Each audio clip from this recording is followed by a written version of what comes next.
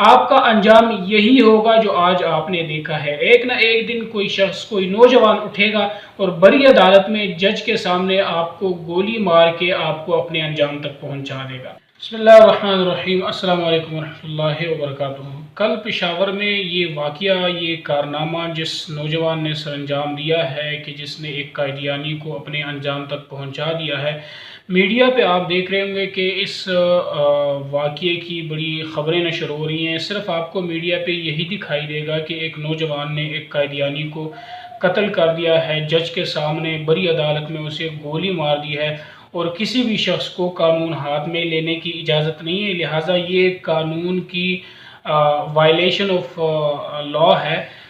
لہٰذا اس شخص کو گرفتار کیا جائے گا اور اس شخص کو سزا دی جائے گی۔ بھئی آپ یہ بات تو کر رہے ہیں کہ یہ لوگ قانون ہاتھ میں لے رہے ہیں، لیکن آپ اس پہ بات کیوں نہیں کر رہے کہ قانون ہاتھ میں لینے کی نوبت کیوں آتی ہے؟ یہ جو شخص عدالت میں پیش ہوا تھا تو یہ مبینہ طور پہ قادیانی نہیں تھا، بلکہ اس کی تصدیق کی جا چکی ہے کہ یہ شخص قادیانی تھا، اس نے نبوت کا دعویٰ کیا تھا، اس نے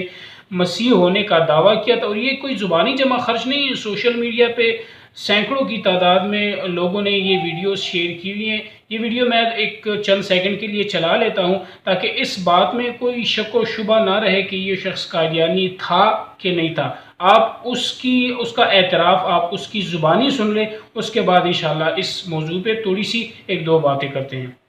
میرا تو یہ دعویٰ ہے کہ اللہ تعالیٰ نے میرے ساتھ جو تعلق بنایا ہے اور مجھے مسیح بنایا ہے، مجھ پر ظاہر کر دیا ہے کہ میں مجدد اس صدی کا ہوں اور مسیح موعود ہوں، جس کا ذکر ہے حدیث میں کہ وہ آخر زمانے میں آئے گا۔ تو یہ میرا دعویٰ ہے اور یہ میرا ایمان ہے کہ وہ میں ہوں، اور میں مرزا صاحب کو مہدی سمجھتا ہوں، اور مجھ پر اللہ تعالیٰ نے یہ بھی ظاہر کیا ہے کہ میں اس کا روحانی بیٹا ہوں۔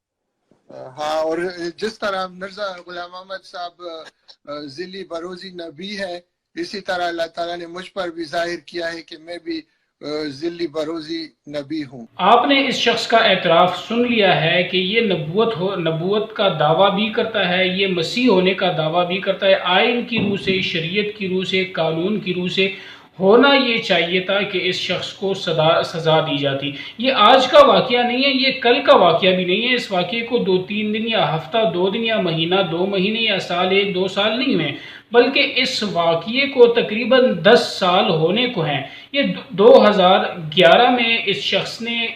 جب نبوت کا دعویٰ کیا، مسیح ہونے کا دعویٰ کیا، تو جس علاقے میں یہ رہ رہا ہے تو اس علاقے کے مولوی صاحب نے اس کو عوام کے غیظ و غضب سے، عوام کے قہر سے اور اس کو قتل ہونے سے بچا کر اس کو پولیس کے حوالے کر دیا۔ آج جو لوگ مذہب کے خلاف بات کر رہے ہیں، ان کو اس وقت اس مولوی کے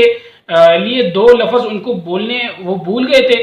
ہونا تو یہ چاہیے تھا کہ اس مولوی صاحب کی بھی یہ لوگ تعریف کرتے کہ بھئی اس نے ایک اچھا قدم اٹھایا ہے کہ قادیانی کو زندگی بخشی ہے، عوام کے قہر و غضب سے بچایا ہے، قتل ہونے سے بچا کے پولیس کے حوالے کر رہے ہیں۔ اچھا، اس کے بعد ہونا یہ چاہیے تھا کہ اگر اس بات کی تصدیق ہو جاتی کہ اس شخص نے نبوت کا دعویٰ کیا ہے تو توہین مذہب و توہین رسالت کے قانون اور آئین کے تحت اس شخص کو سزا دی جاتی، لیکن نہیں، ایسا نہیں ہوا۔ 7-8 سال تک، 10 سال تک یہ کیس چلتا رہا۔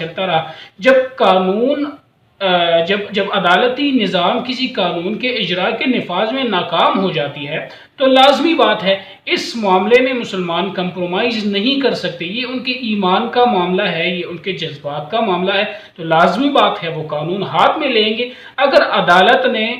قانون کا اجراء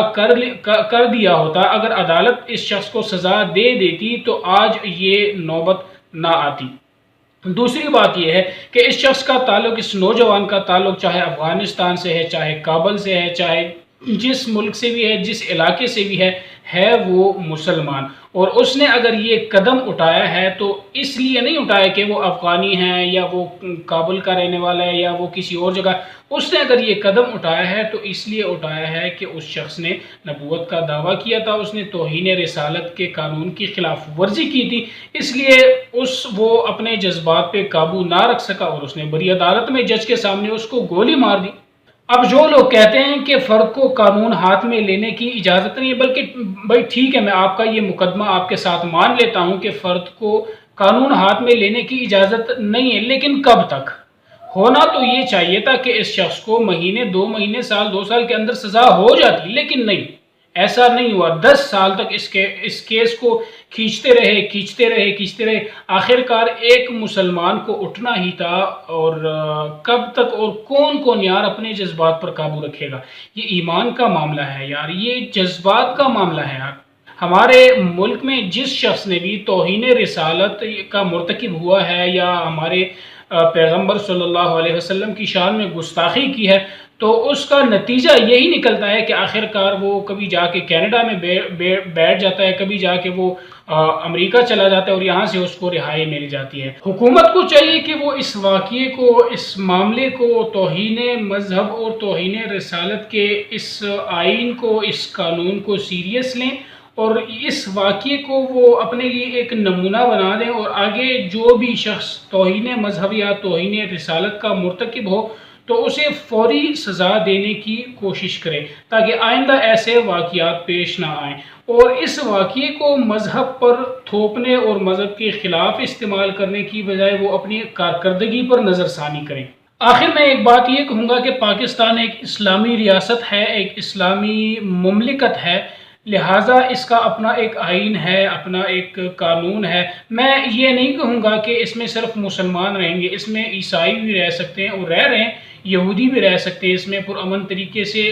جس کا تعلق جس قبیلے سے، جس گروہ سے، جس مسلک سے بھی ہے، وہ پاکستان میں اگر پرامن طریقے سے رہنا چاہتے ہیں تو وہ رہ سکتے ہیں، چاہے وہ شیعہ ہو، چاہے وہ قادیانی ہو، چاہے وہ عیسائی ہو، چاہے وہ یہودی ہو، چاہے وہ سکھ ہو، چاہے وہ ہندو ہو، جس مذہب سے، جس گروہ سے بھی تعلق ہے۔ لیکن ان لوگوں کو آئین کی اور قانون کی پاسداری کرنی ہوگی، آئین اور قانون کی پاسداری لازمی ہے۔ لہٰذا جو لوگ آئین اور قانون کی پاسداری نہیں کریں گے تو ان کے لیے پاکستان میں رہنے کی کوئی گنجائش نہیں ہے، وہ وہاں پر چلے جائیں جہاں پر ان کے لیے یہ سب کرنے کی گنجائش ہے۔ میری قائدیانیوں سے یہ ایک گزارش ہے کہ اگر آپ پاکستان میں پرامن طریقے سے رہنا چاہتے ہیں تو برائے کرم آپ اپنی زبانوں کو تالے لگا دیں، آپ حضور صلی اللہ علیہ وسلم کے خلاف بکواس کرنا، مذہب کے خلاف بکواس کرنا چھوڑ دیں، تو آپ یہاں پرامن طریقے سے رہ سکتے ہیں۔ ادروائز اگر آپ اس قسم کی سرگرمیوں میں ملوث رہیں گے، آپ آئین کی خلاف ورزی کریں گے، آپ مذہب کے خلاف بات کریں گے، آپ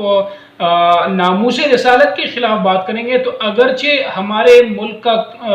ہماری جو حکومت ہے وہ آپ کی پشت پناہی کرے، اگرچہ ہمارا عدالتی نظام آپ کی پشت پناہی کرے، لیکن آپ کا انجام یہی ہوگا جو آج آپ نے دیکھا ہے۔ ایک نہ ایک دن کوئی شخص، کوئی نوجوان اٹھے گا اور بڑی عدالت میں جج کے سامنے آپ کو گولی مار کے آپ کو اپنے انجام تک پہنچا دے گا۔ تو لہٰذا اگر آپ نے پرامن طریقے سے رہنا ہے تو آپ نے آئین، قانون اور